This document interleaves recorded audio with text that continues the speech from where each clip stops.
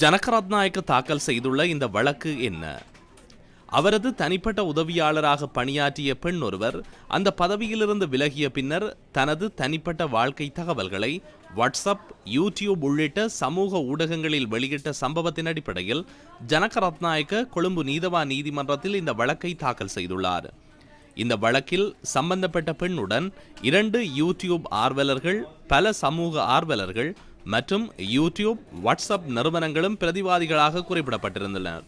தனது தனிப்பட்ட வாழ்க்கை தொடர்பான தகவல்களை சமூக வலைத்தளங்கள் ஊடாக வெளியிடுவதை தடுக்கவும், இது தொடர்பான நடவடிக்கை எடுக்கவும் நிகழ்நிலை காப்புச் சட்டத்தின் மூலம் அந்த ஆணைக்குழுவிற்கு உத்தரவு வழங்குமாறு கோரியே இந்த வழக்கு தாக்கல் செய்யப்பட்டிருந்தது.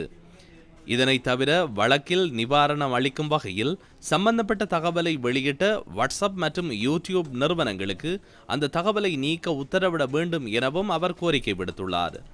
இந்த வழக்கை இதற்கு முன்னர் பரிசீலித்த கொழும்பு நீதவான் நீதிமன்றம் பிரதிவாதிகளுக்கு நிபந்தனையுடன் கூடிய உத்தரவை பிறப்பித்ததுடன் உரிய தகவல்களை வெளியிட வேண்டாம் எனவும் உத்தரவிட்டது. இந்த வழக்கு தொடர்பாக இன்று நடந்தது என்ன? இந்த வழக்கு கொழும்பு மேலதிக நீதவான் தரங்கா மகவத்த முன்னிலையில் இன்று மீண்டும் விசாரணைக்கு எடுத்துக் கொள்ளப்பட்டது. இந்த வழக்கை நீதவான் நீதிமன்றத்தில் விசாரிப்பதற்கான சட்ட அதிகாரம் தொடர்பில் ஆரம்ப ஆட்சேபனைகளை சமர்ப்பிப்பதாக பிரதிவாதி சார்பில் ஆஜரான சட்டத்தரணிகள் தெரிவித்தனர். ஜனக ரத்நாயக்க சார்பில் ஆஜரான ஜனாதிபதி சட்டத்தரணி காலிங்க இந்திரதிச ஆரம்ப ஆட்சேபனைக்கு தமது தரப்பு ஆட்சேபனை இல்லை என தெரிவித்தார்.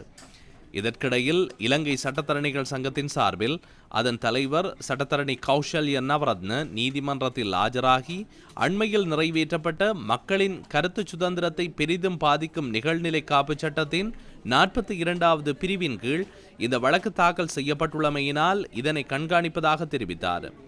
குடிமக்களின் கருத்து சுதந்திரத்திற்காக இந்த வழக்கில் தலையிட எதிர்பார்ப்பதாகவும் அவர் நீதிமன்றத்தில் தெரிவித்தார்.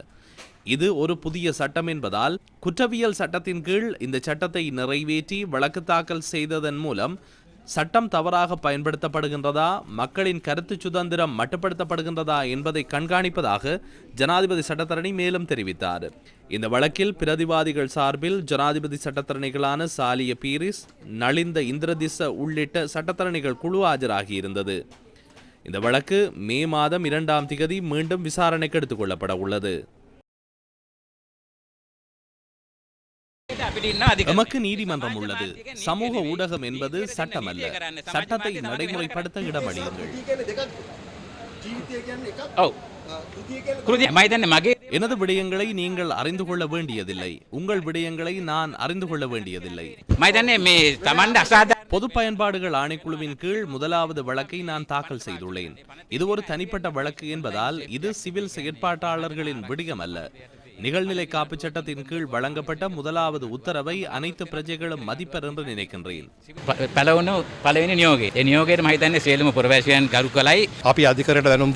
இந்த வழக்கை தொடர்ந்து நடத்தி செல்வதற்கு சட்ட பின்புலம் இல்லை என்பதை நாம் நீதிமன்றத்துக்கு எடுத்துக் கூறுகின்றோம்.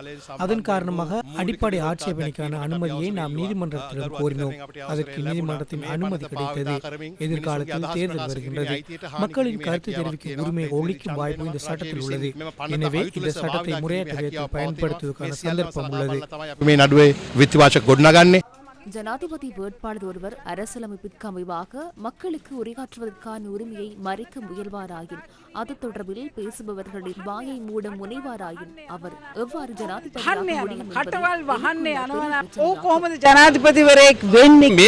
இந்த விடயங்கள் எதுவும் நிகழ்நிலை காப்பு சட்டத்தில் காணப்படும் இரகசியமான விடயங்கள் அல்ல. மக்களின் பணத்தை முறையற்ற விதத்தில் பயன்படுத்துதல், அரசு சொத்துக்களை தவறாக பயன்படுத்துதல் உள்ளிட்ட விடயங்களில் தம்மை பாதுகாத்துக் கொள்வதற்காக வாய்ப்பு நிகழ்நிலை காப்பு சட்டத்தினால் ஒருவருக்கு வழங்கப்படக்கூடாது. இவற்றை நாம் வெளிப்படுத்தியதன் பின்னர் அதுக்கு அமைவாக தம்மீதான ஊழல் மோசடி குற்றச்சாட்டுகளுக்கு பதில் வழங்குவதற்கு பதிலாக இந்த காணொலியை ஆற்றுவதற்கு என் மீது அழுத்தம் பிரயோகிப்பதாயின் நாம் அதற்கு ஒருபோதும் முடங்க மாட்டோம். වෙලාවක අවනත වෙන්නේ